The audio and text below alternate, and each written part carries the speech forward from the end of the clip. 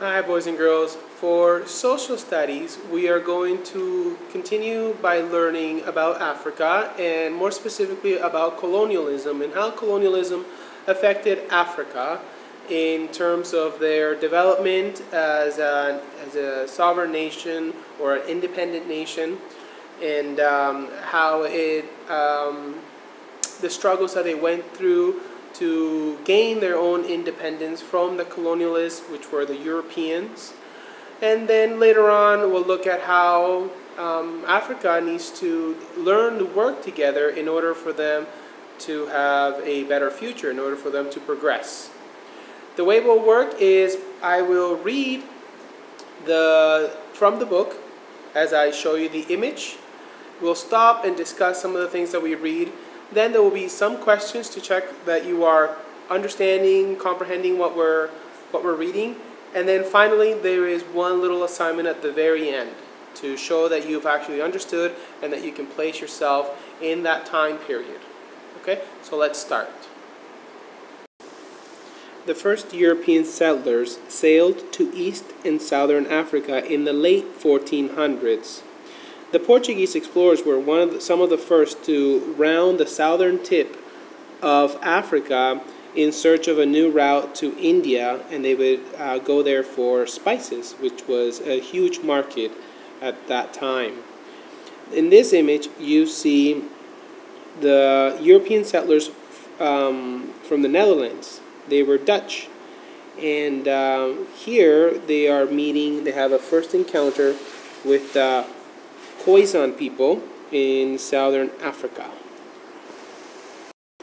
As you can see by this image, Africans at that time were mostly indigenous, and they didn't really have a lot of technology and were very, very basic people from small villages, very similar to the indigenous that live in the Amazon nowadays.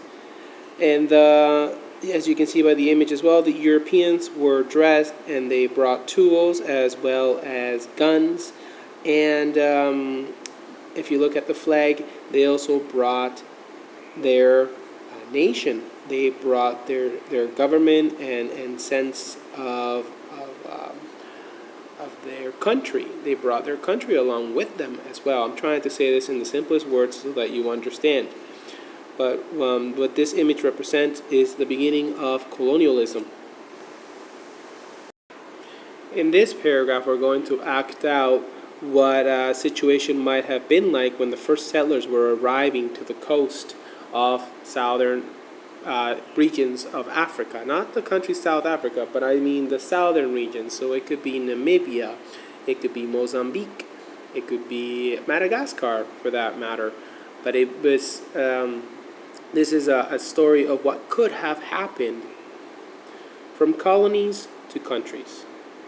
In the late 1800s, Kikuyu messengers brought exciting news from the coast to Chief Wagambi's home in the highlands of Kenya. On the big water that stretched like a vast treeless plain, they had seen large animals that spat fire and smoke, with people coming out of these animals' stomachs. Before long, the strangers came to settle in Chief Wagambi's territory. The chief welcomed them and gave them building sites. He advised his elders, "Learn their clever ways, for it is by using your wisdom that you may safeguard your country." Now, boys and girls, think about this. They're talking about the way they describe. They're talking about the large plain of water. Okay, the large open field, treeless field. They're talking about the ocean. They didn't have a name for the ocean the way we have the name ocean. They would just describe it as the large treeless plain with water. And they saw a large animal coming with people coming out of its stomach. This is not technically a large animal. This is just the way the indigenous saw it. They hadn't seen anything that could move that wasn't alive. Everything that moved was alive. It was some kind of animal. So they saw something moving out in the water large, and they thought, that must be an animal too. That's all they knew. But it wasn't. It was technology that was arriving. It was, I guess, for lack of better words, people that were more developed. And it was a ship. It was a large vessel, a large boat, right? And they saw people dock. When they docked, people were coming out of its stomach. No, well, they opened up the door and they were walking out of it, right? But the first impression was like this. There are history books in Venezuela and across Latin America where the indigenous here, around the same period of time in the 1400s, 1500s, when Christopher Columbus came and his troops came, they described the people that got off those ships, they described them as people with 8 limbs, 6 legs, and 2 arms, 2 heads. That's how they were described. Because what was happening was the Spaniards, or the Portuguese at that time, French, whoever was coming to the Americas, were getting off the ships on horses. The indigenous in the Americas had never seen horses. Horses come from the Middle East, from Europe, from the Persian Empire, from that area of the world. They had never seen horses, and they had never seen a human being mount another animal and use it as a tool, as a transporting tool, or as a way to move around.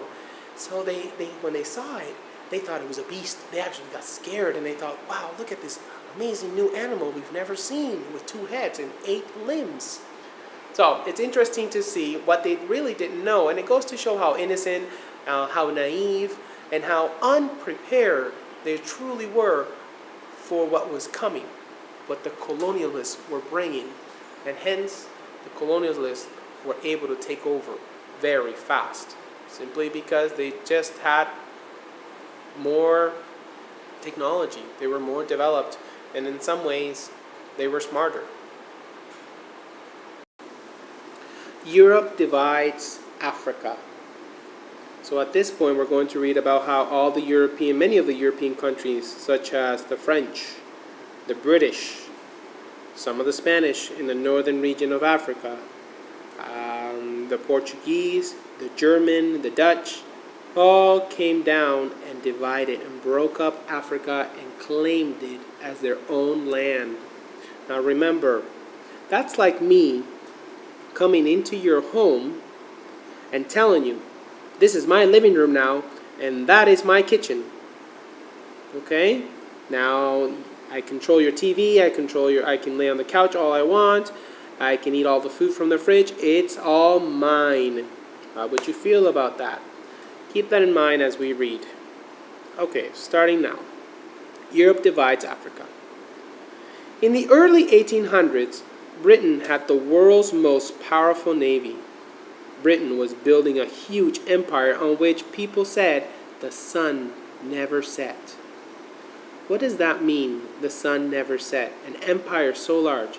It means that they covered so much land in the world that at one of their land, it was always daytime. For example, if you were in England, in Great Britain, and the sun was setting, they had another piece of land somewhere on the earth where the sun was just coming up. So technically, it was the land where the sun never set. They covered so much land in the world. Such a huge empire. Cape Town, today known as part of South Africa, was a busy seaport that was well located to protect British trade routes. The British took over Cape Town from the Dutch in 1806.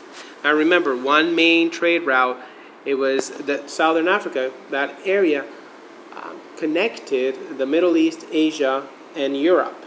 So it was a very important trading route, a very important seaport, especially when they traded with India, and India was also a British colony.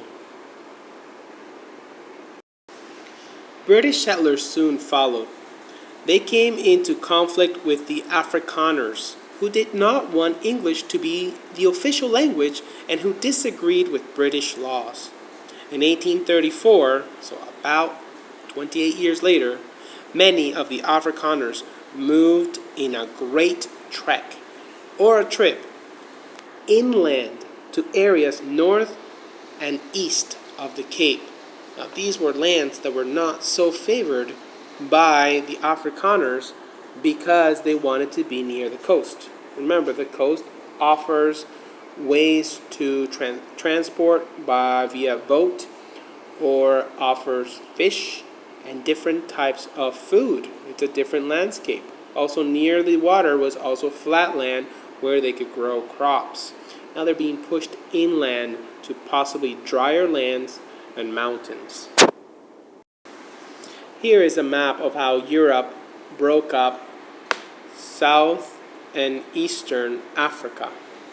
You can see that all the land that is covered by orange was colonized by the British. Sudan, Uganda, Kenya, Botswana, Zimbabwe, South Africa. All those countries were colonized by the British. Then you have the German who took over Namibia and Tanzania. The French took Madagascar. The Italians had Somalia and Eritrea. The Portuguese pretty much only took one large country, Mozambique, a very, very large coast.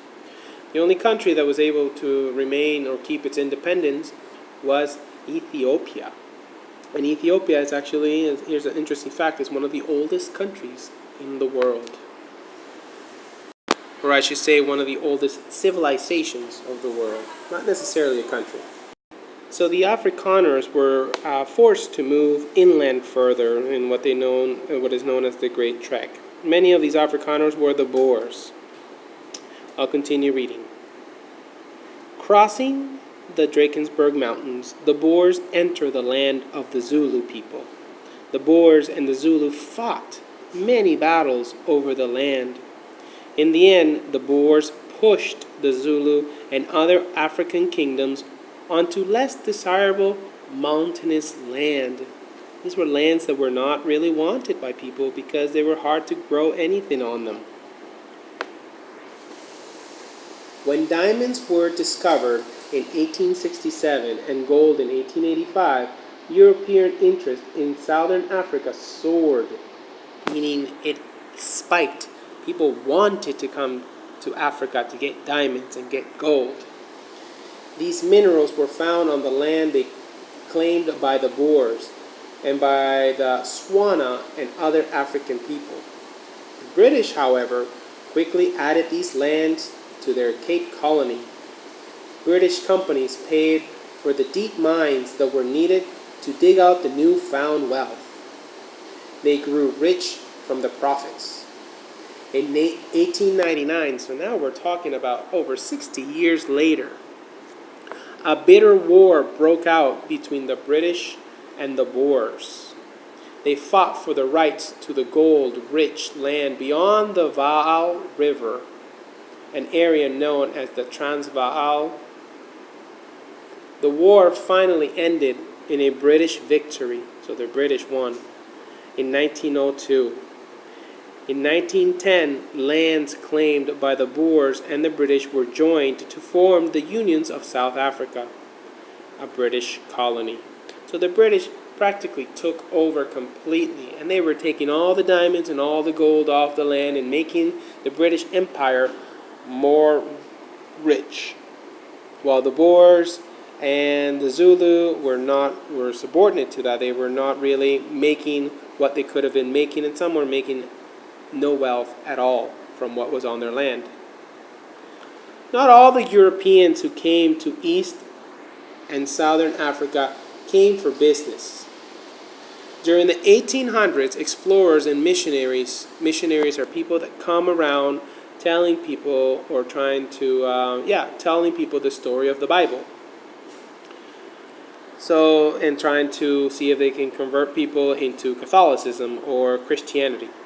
So many of them came for religious reasons, and others came as explorers.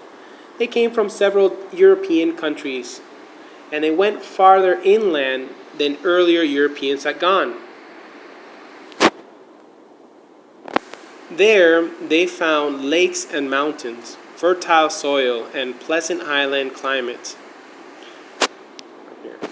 Many of these settlers stayed on farm, raised cattle, ran businesses, and raised their families.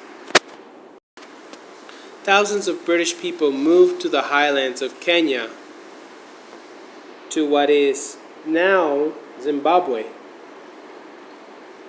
and to South Africa. Germans settled in what is now Tanzania. Many French people settled in Madagascar. Under the colonial system, European settlers were treated better than the people who already lived in East and Southern Africa. New settlers could buy large pieces of the land, of the best land, at low prices. In contrast, Africans were moved to reserves that had less fertile land. The settlers hired Africans to work for them at very low wages, and sometimes at no wages at all, boys and girls. Sometimes they were just enslaved and were given maybe like a little shack where they could live on the owner's property. Now, I will follow this with a few questions, and we will end it.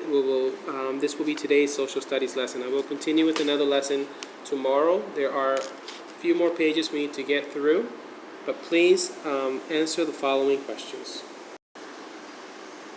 Number 1. How did the native Africans first perceive the new settlers?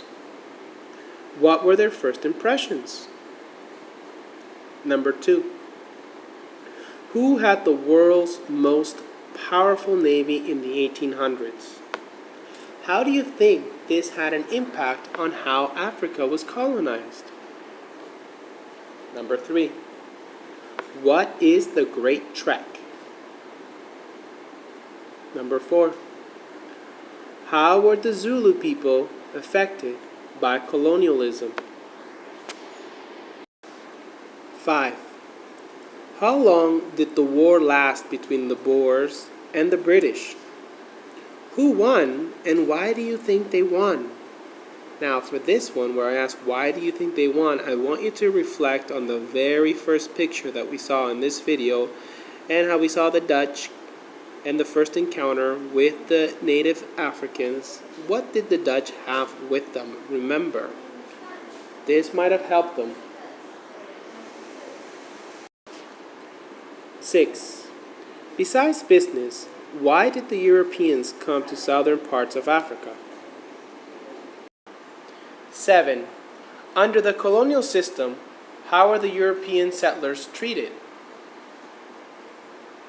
Please answer all of these questions and submit them no later than Friday. Tomorrow I will add section 2, and by Thursday we will have section 3. This is a 3-section lesson, 3-part lesson. All right.